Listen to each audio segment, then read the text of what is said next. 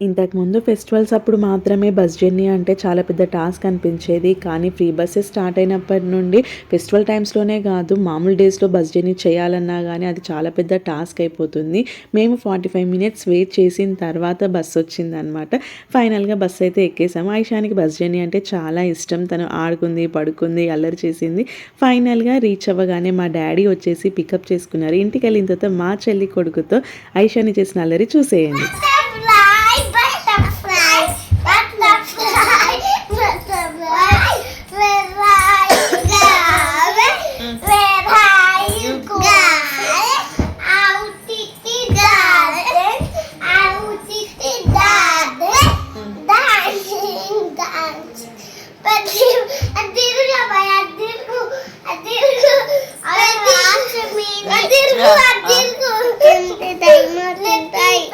ఇంతకీ మీకు వీడియో నచ్చిందా? నచ్చితే సబ్స్క్రైబ్ చేసుకోండి.